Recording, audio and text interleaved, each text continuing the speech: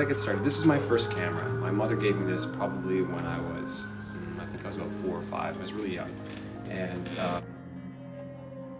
I just liked how magical it was that you could point this thing and a week later or whatever, get back these pictures that looked like the thing that you had pointed at, or something like that. I thought it was really quite cool.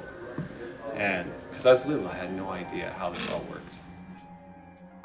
And it wasn't until high school that I sort of found out about dark rooms and the actual chemical process behind it and what was involved. I didn't go directly into photography. I got a degree in computer science. I went into business, and I realized that that wasn't what I was enjoying, and I wanted to do this instead. I realized that I might as well be doing something that I enjoy, or as close to what I enjoy as possible. And I really do enjoy working with imagery and the processes, and plus I do enjoy gadgetry and computers, so I've brought all that together. I like the idea of inverting color. I like the idea of the chemical technique called cross-processing, where you process color negatives or C41 as E6, which is transparency, or vice versa. And it inverts the colors and does some other things, and it's all based on the chemistry of the film and the chemistry of the chemicals that are used to process the film. I do a lot of shooting at night, and there's some really beautiful color and texture at night that I just have not been able to get. Because it's right at the edge of vision, it's right at the edge of darkness a lot of times, and that's just beyond the sensitivity of the film, period. No matter what, I've tried boosting things 5 stops, and that's a huge stretch, That's as far as I could get it, 5 3/4 stops. That's as far as it'll go. That's as far as the machines can process things, etc., etc. So, there's limits to what I can do with what I have available. I don't know, I see what I can get.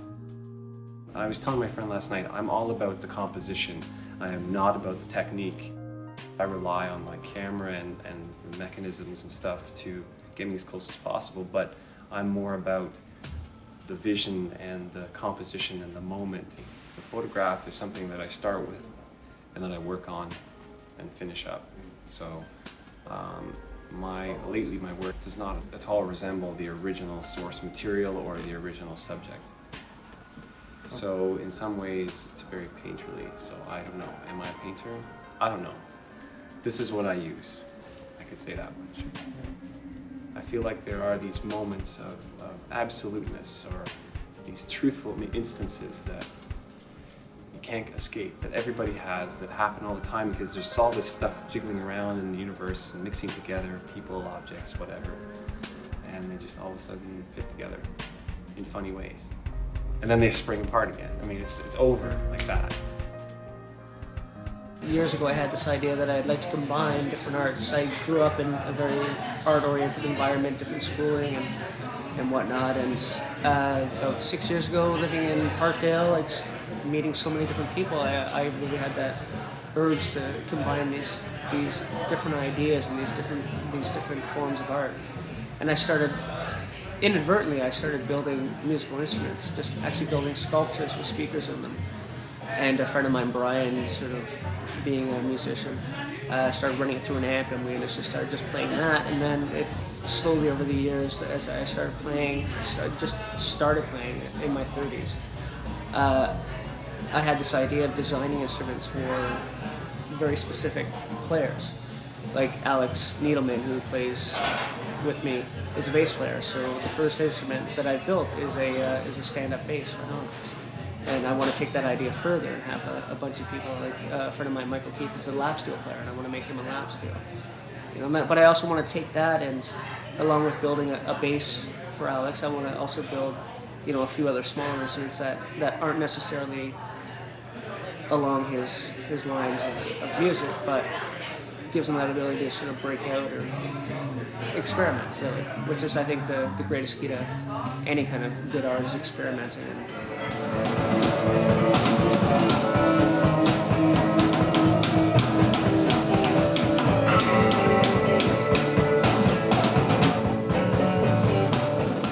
A lot of the materials I use for my instruments are found objects, things in the garbage, things that are donated, broken music parts. I also love the hardware store for just plumbing equipment or any kind of kitchen warehouse where you can buy salad bowls or grill tops.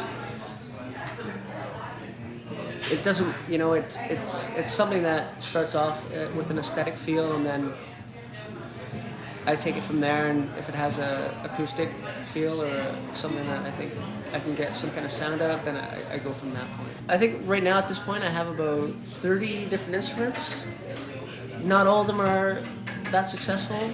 Maybe 8 that are really, truly playable. Maybe 3 that are good.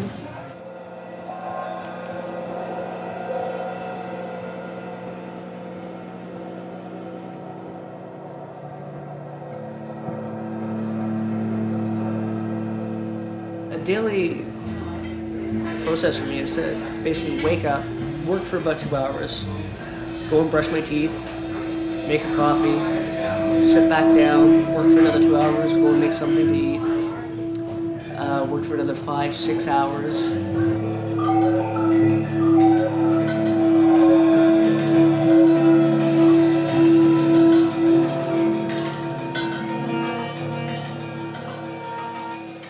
If you've done the stuff, it's fair game. You get the chance to see that. I think that's a very important thing to be in any kind of neighborhood. I think it's, you know, I'm not an art critic. I don't ever want to be an art critic. I don't care to hear from art critics, music critics, any of that kind of stuff.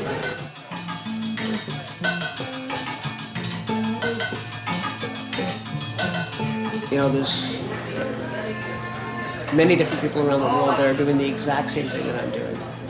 But, you know, they're in different places around the world, and they're they've got a different take on it, but the outcome is kind of the exact same.